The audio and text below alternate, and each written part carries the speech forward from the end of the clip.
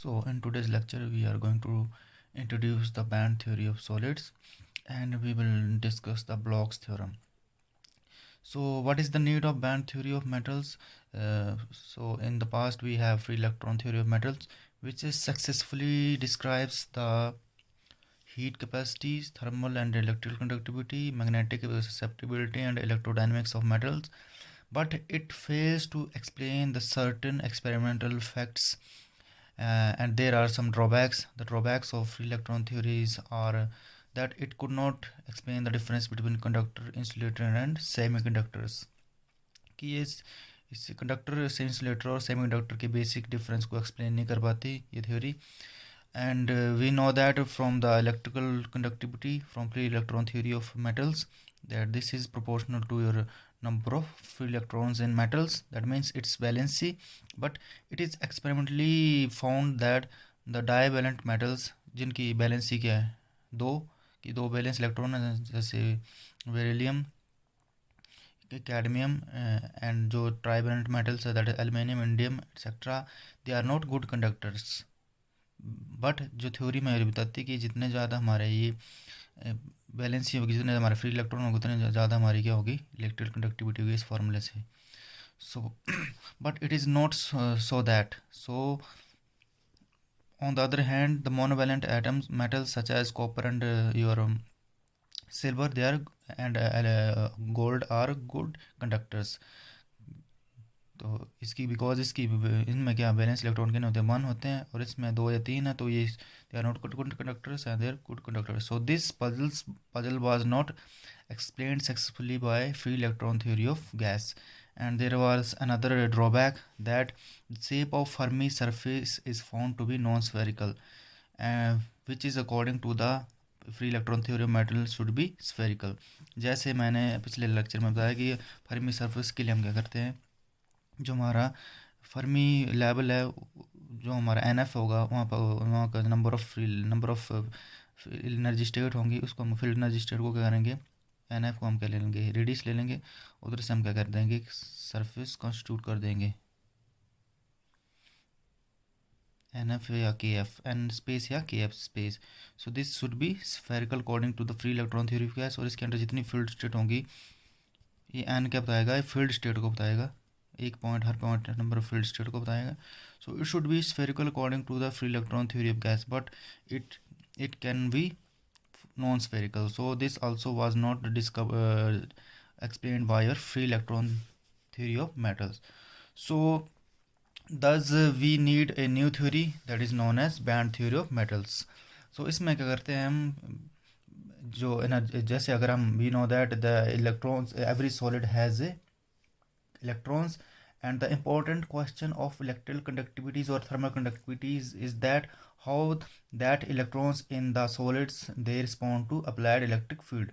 सो अब अगर आने वाले नेक्स्ट आर्टिकल्स में हम ये देखेंगे कि जो हमारे इलेक्ट्रॉन्स होते हैं वो क्रिस्टल में क्या करते हैं, बैंड के रूप में क्या हो जाते हैं, अरेंज हो जाते हैं. एंड इन जैसे बैंड के रूप में ऑर्गेनाइज हो जाते हैं, और इन बैंड के बीच में जो गैप होता है उसको बोलते हैं एनर्जी गैप और band gap. So and this results from the interaction of conduction electron waves with iron cores of crystal. क्योंकि क्रिस्टल में क्या होता है, हमारे जैसे मैंने पिछले लेक्चर में बताया कि सिर्फ इलेक्ट्रॉन नहीं होते, वहाँ पे पॉजिटिव आयन कोर्स भी होते हैं.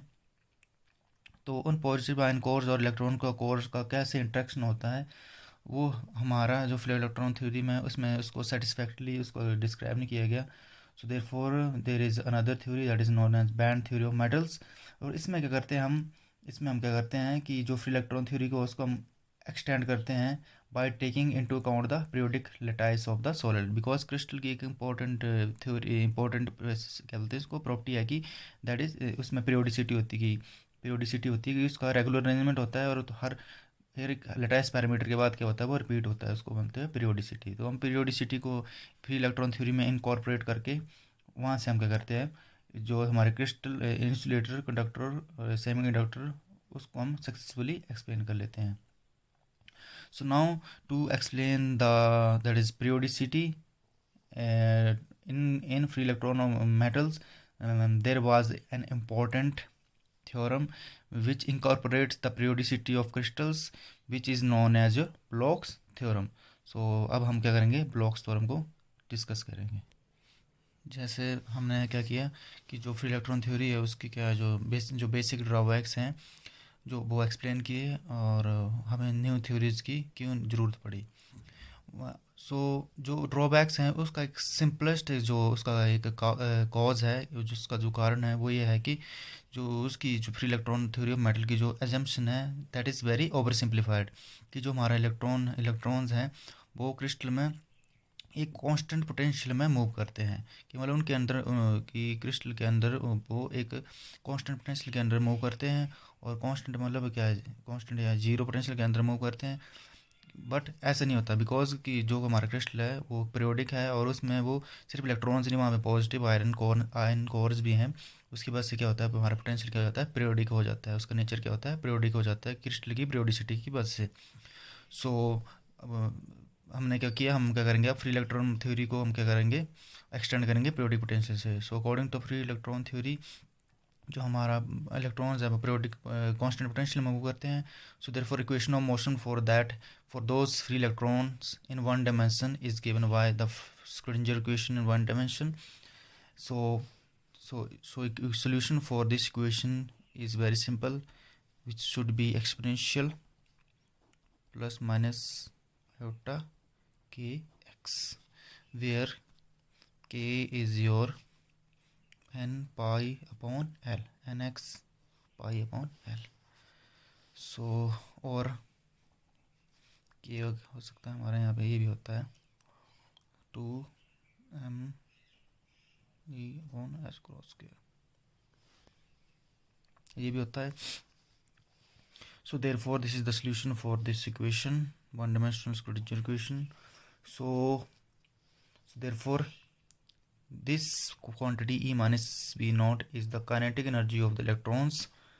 This factor is the kinetic energy of the electron, and it is given by AKE, which is E minus V naught, and we know that what is kinetic energy, H cross square k square upon 2m, which is equal to p square upon 2m. We know from the quantum mechanics v is equal to h cross k. These are the eigenvalues of this momentum operator. और इसको हम ऐसे लिखते हैं minus iota h cross psi. Operator होते हैं basically quantum mechanics में. And this is the eigen value, energy eigen value. So thus to make this equation number 2 to represent the wave propagating in x direction, एक ही dimension में x direction है. So we can multiply this equation number 2 by a factor. Complete करने के लिए इसको हम करते हैं exponential minus iota omega T से मल्टीप्लाई करते हैं माइनस से, तो ये क्या हो जाता है कंप्लीट सोल्यूशन, आयोटा ब्रैकेट में के x minus omega T complete solution. और हम सिर्फ अभी सिंप्लीफाई ले रहे हैं वन डायमेंशन में, टाइम वाला फैक्टर नहीं ले रहे हैं हम. सो this is free electron theory of gas से. अब इसको हम क्या एक्सटेंड करेंगे पीरियोडिसिटी ऑफ क्रिस्टल से. तो हम क्या करेंगे, ये पोटेंशियल क्या होगा हमारा, कांस्टेंट नहीं होगा, it will be periodic potential. So now we will discuss the periodic potential. So now let us consider the one-dimensional wave equation, that is Schrödinger wave equation for an electron and periodic potential of period A, that is where A is the periodicity of lattice, that is lattice parameter, so which is given by Bx is equal to Vx plus A. तो इसको हम ऐसे भी देख सकते हैं कि अगर हम इसको प्लॉट करें x की डायरेक्शन में, so this is periodic potential. ये हर पीरियड ए के बाद ए अपने आप को क्या कर रहा है, रिपीट कर रहा है. So therefore this is known as your periodic potential. इसको हम ऐसे भी इंटरप्रेट कर सकते हैं V x, and it is periodic having period a, मतलब ए तो इसके हर ए पीरियोडिसिटी ए के बाद क्या कर रहा है, इसको रिपीट कर रहा है, that means it is a periodic potential. So this is important question, question number 3. So thus this is the property of your periodic potential. हर पीरियड ए के बाद ये क्या कर रहा है, एक को रिपीट कर रहा है. So thus this Schrodinger wave equation, this is written as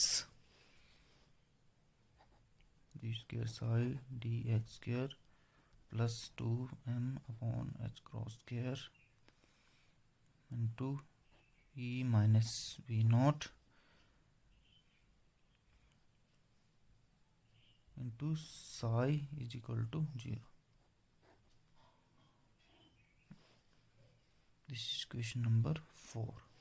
So where sorry, this is Vx periodic potential है, तो क्या कर रहा है, रिपीट कर रहा है टाइम के बाद. So where this is taken as periodic potential. यहाँ पे क्या कांस्टेंट पोटेंशियल था, अब यहाँ पे क्या ले रहे हैं हम, periodic potential. So where V x is given by this equation number 3 and the solution of this equation number 4 is given by Bloch's theorem, and also this is also known as your Floquet's theorem, which states the solution of equation number 4 are of type equation number 4 are of Bloch's functions, which is given by psi x is equal to exponential plus minus, because दो है ना second order की, ये दो solution होंगे, के x into u k x, which is this is same as this solution, but there is your periodicity. This is known as periodicity factor. You can see you can say the modulating factor, and this where this u k x is u x plus a, and this periodicity factor is contained in this factor u k x. So thus we can say that the solutions are of this equation number 2 type, but they are modulating or changed by a factor ukx, which is also periodic with the same periodicity of crystal or metal or lattice A. तो इसमें इस factor ये तो same ही है equation number 2 के solution से, but periodicity factor का include हो रहा है इस फैक्टर में, and it is of this type, it is having the periodicity in A lattice factor. So thus this is equation number 5 and this is equation number 6. So that equation number 5 and 6 are known as Bloch's functions. So thus this equation 5 and 6, these functions are known as Bloch functions. These Bloch functions have the following property, that is known as psi x plus a is equal to exponential iota k x plus a into u k x plus a. सो इसको हम expand कर देंगे तो हो जाएगा x, resolve कर देंगे इसको, सेपरेट कर देंगे तो हो जाएगा आयोटा के एक्स ये वेक्टर, और एक हो जाएगा exponential iota k a into u k x, because we know that u k x is equal to u k x plus a, तो इसको हम ऐसे लिख सकते हैं.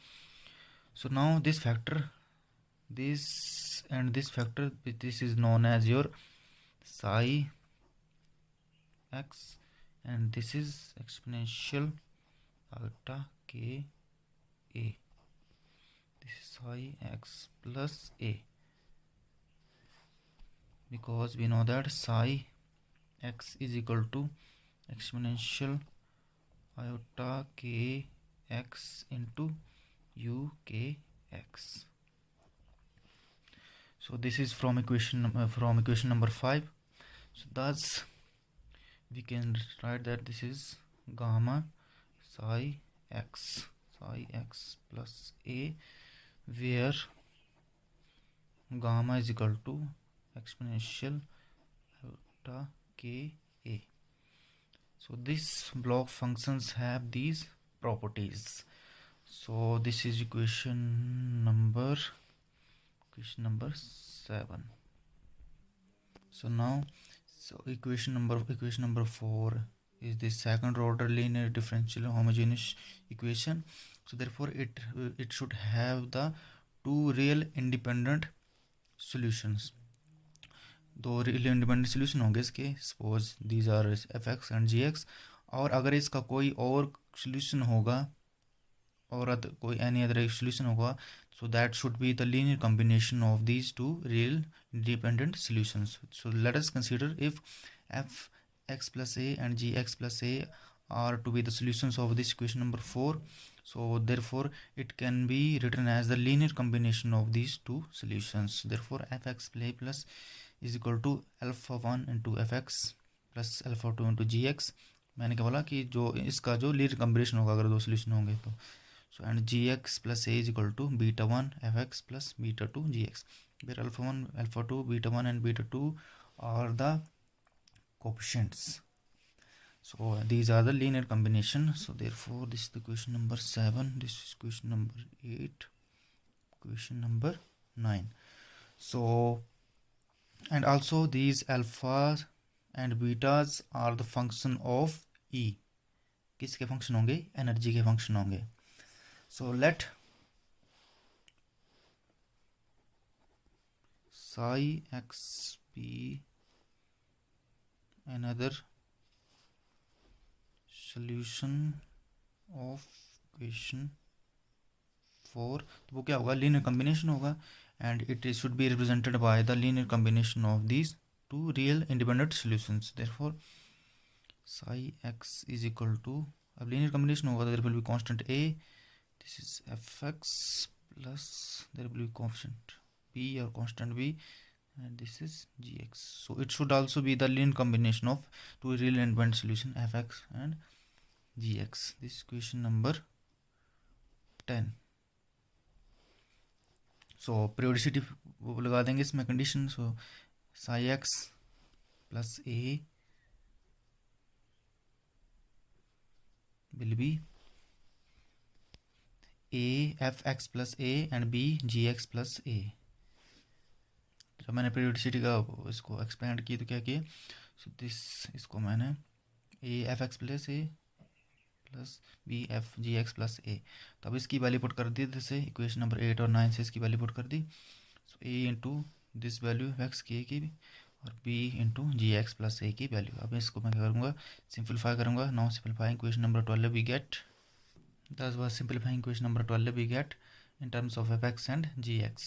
So now by using question number 7 and 10, this is question number 7 and this is question number 10, we get that is psi x plus a into gamma into psi x a. तो psi x a है तो इसको इसमें put कर देंगे. So we get this. So therefore this can be written gamma into psi x. This is question number 14. This whole equation number 14, दोनों equation number 14. So now from here where this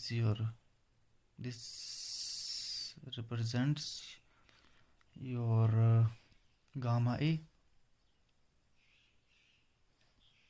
gamma a क्या होगा? where a alpha 1 ये होगा तुम्हारा gamma a, ये gamma ए हो जाएगा. इसको अगर इसको पुट करें इसमें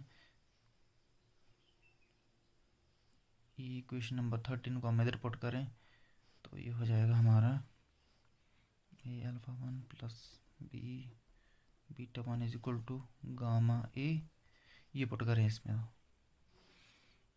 एंड अब ये पुट करें मतलब क्या करेंगे हम? ये इक्वेशन हमारी तो इसमें साई एक्स प्लस ए इसको इस तरफ रख लेंगे तो कोएफिशिएंट को कंपेयर करेंगे. So therefore by comparing the coefficient we get a alpha 2 plus b beta 2 is equal to gamma b इधर से.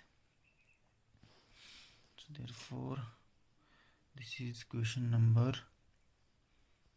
दोनों क्वेश्चन नंबर 15. सो अब हम क्या करेंगे? इसको इस तरफ ले जाएंगे तो हो जाएगा ऑल्सो और इसको इस तरफ ले जाएंगे तो हो जाएगा alpha 1 minus gamma into a plus b beta 1 is equal to 0 and a alpha 2 plus इसको इस तरफ ले जाएं तो हो जाएगा beta 2 minus gamma into b is equal to 0. Question number 16, question number 17. So now these equation 16 and 17 will have non-vanishing solutions for A and B if and only if the determinant of these equations, determinant of the coefficient of these equation number 16 and 17 is equal to 0. Therefore these equation will have non-vanishing solutions if the determinant of the coefficients of these A and B is equal to 0. तो जब इसको solve करेंगे हम तो क्या करेंगे, सीधा इधर से इधर, सो देयरफॉर जब इसको सॉल्व करेंगे so therefore we get alpha 1 minus gamma into beta 2 minus gamma and minus beta 1 into alpha 2 is equal to 0.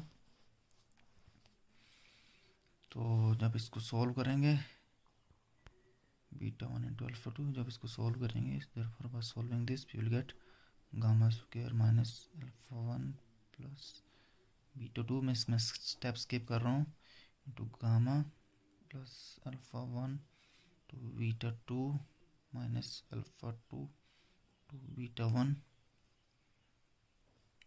is equal to 0. This is equation number, that is 18, and or gamma square minus alpha 1 plus beta 2 into gamma plus 1 is equal to 0. This is equation number 19.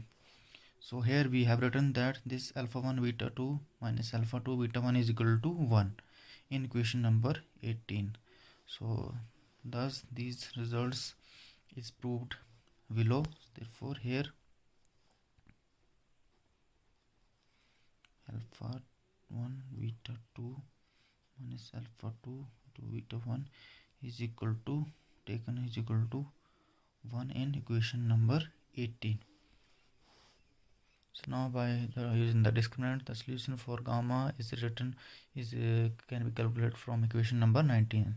So this will be used later on, so therefore take it as equation number A. So now as fx and gx are real and independent solutions of equation 4, thus we have, अगर ये दोनों solution है तो हम इसको हम equation number 4 को F x और जी एक्स की टर्म में लिख सकते हैं. therefore पहले एफ एक्स एफ की टर्म में लिखेंगे, therefore D F square into D square F into D X plus 2m H cross square into E minus V X into F is equal to 0. और इसको तो दोनों independent solution है, therefore G की term लिखेंगे D square G to D x square 2m H cross square E minus V X into G is equal to 0. So now by multiplying f and g से multiply कर देंगे इसको दोनों इक्वेशनों को और subtract कर देंगे. So we will get f से इसको या इसको, हाँ इसको f से कर दो, इसको f से कर दो मल्टीप्लाई इस फैक्टर को, और इसको g से मल्टीप्लाई कर दो. So we will get f g और इसको g और f से जब सब्ट्रैक्ट करेंगे तो क्या हो जाएगा, ये हो जाएगा, ये बड़ा कैंसिल हो जाएगा. So therefore we will get f d square, इसको f से करेंगे उसको g से करेंगे. So multiplying this by g से और उसको f से और सब्ट्रैक्ट करेंगे तो हो जाएगा, इसमें से इसको सब्ट्रैक्ट करेंगे this d square g d x square, ये कैंसिल हो जाएगा, minus g d square F into D x square is equal to 0. तो इसको मैं ऐसे लिख सकता हूँ g double comma double slash means double differentiated g f double dash is equal to 0. So it also can be written in terms of your determinant, और determinant को अगर मैं डिफरेंशियल इक्वेशन का डिटर्मिनेंट लिखूँ तो उसको हम क्या बोलते हैं, रोंकेशियन. सो देयरफॉर इस इक्वेशन को मैं ऐसे लिख सकता हूँ, देयरफॉर दिस इज कांस्टेंट. सो इसको मैं डिटर्मिनेंट की टर्म में लिख सकता हूँ because it is kind of differential equation. So differential equation की डिटर्मिनेंट को हम क्या बोलते हैं, रोंस्कियन. So it's Wronskian, determinant is equal to constant, as we know that this is constant. So now from equation 8 and 9, that is fx plus alpha 2 gx a plus a beta gx plus beta 2 gx. Therefore from equation number 8 and 9 we get, so now this wx plus a is equal to fx plus a gx plus a f dash x plus a g dash x plus a. Putting the value of this x plus a gx plus a from this equation number 8 and 9, we get this f dash x plays nothing but alpha 1 f dash x. Similarly ये इसमें बस dash लगा देंगे. So by simplifying, putting these values and simplifying, we get, so इस equation को मैं ऐसे भी लिख सकता हूँ सिंपलीफाई करके मैट्रिक्स की प्रॉपर्टी लगा के, f x g x f dash x g dash x alpha 1 alpha 2 alpha beta 1 beta 2. जब इसको मैं इससे मल्टीप्लिकेशन करूँगा तो we will get these results. So therefore this is nothing but from equation number 20, this is डब्ल्यू x and this is, इसको मैं multiply कर दूँगा. So this will be alpha 1 beta 2 minus beta 1 alpha 2. This is wx plus a, this is nothing but wx into alpha 1 beta 2 minus beta 1 alpha 2. And from equation number 19 we have taken this as 1, that is इसको मैंने क्या किया, जैसे equation number 19 में इसको मैंने क्या किया, 1 लिया था. This is equal to 1. So therefore by simply putting this equal to 1, we will get, that is wx plus a is equal to wx, which is the nothing but the condition for your periodic potential. And this we have calculated this solution. Therefore here alpha 1 beta 2 minus beta 1 alpha 2 is equal to 1. पहले 1 लिया था, अभी 1 ले लिया. सो हमारी जो equation number 4 है that is satisfied by taking the two real independent solution, that is f x and g x. So that's it. So now from equation number 19 and equation number 19 gives the, this equation number 19 gives the two roots of gamma, so as to satisfy equation number 7 which is also in terms of gamma. Hence there exist two wave functions psi 1x psi 2x. So it must be noted that gamma 1, ये हम condition ले रहे हैं इस question को satisfy करने के लिए, gamma 1 into gamma 2 is equal to 1 and alpha 1 plus beta 2, that is this factor, is a real function of energy. So thus we will consider two cases for the two energy ranges. Therefore so 2 case ले रहे हैं हम energy range के लिए. So therefore by assuming question number 19, इधर से assume करेंगे हम. So question number 19 is this which is the real function of energy, this alpha 1 plus beta 2 real function of energy. So इसके रूट लें तो gamma is equal to discriminant वाले function से alpha 1, this minus b minus तो plus हो गया, plus minus b square minus 4ac by 2. So for first case for energy range alpha 1 plus beta square ये 4 से ज़्यादा है तो ये क्या हो जाएगा,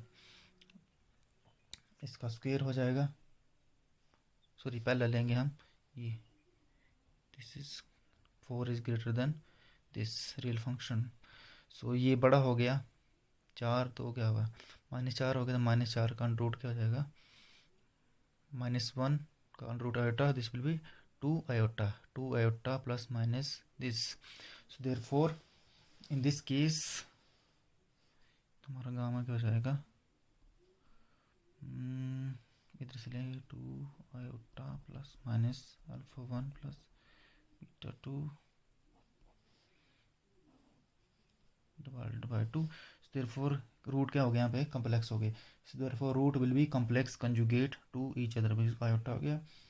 so therefore roots will complex conjugate. Therefore gamma 1 will be, अब इसको मैं उसकी टर्म लिख रहा हूँ एक्सपोनेंशियल की टर्म में. This will B exponential iota k ए साई 1 और साई 1 की टर्म में. तो गामा 2 विल बी, एज्यूम कर रहा हूँ cos 2 इसकी टर्म में एज्यूम कर रहा हूँ. Therefore this will B exponential minus iota k. They will be complex conjugate to each other.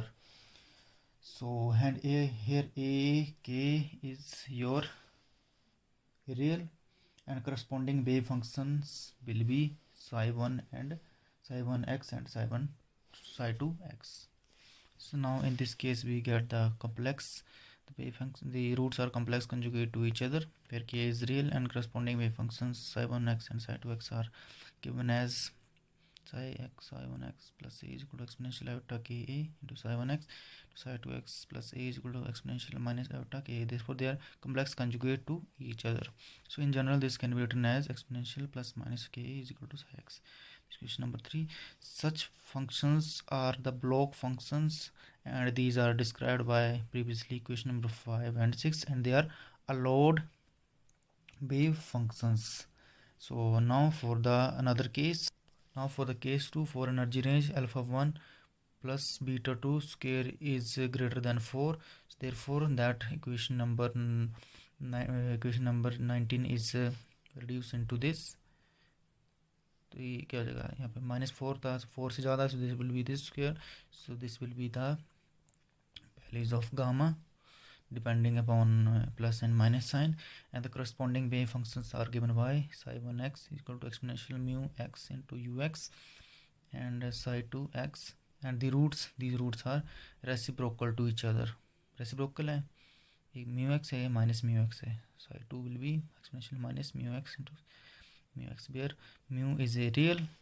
So therefore this is question number 24. Therefore these are not the acceptable wave functions since these are not bounded. They are not bounded because they are reciprocal to each other, and since they are not bounded and approaches to plus minus infinity when x approaches to infinity. Because bounded नहीं है तो क्या होगा, infinity तक approach कर सकते हैं.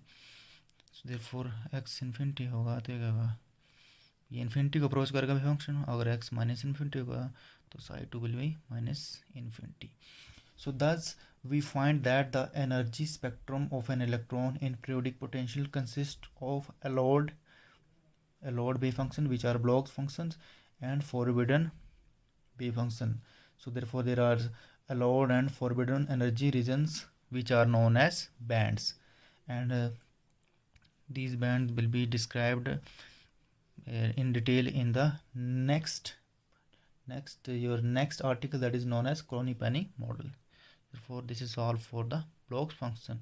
I hope you have understood from this lecture what are the Bloch functions and how they are applied to the your second order Schrödinger wave equation by considering the periodic potential.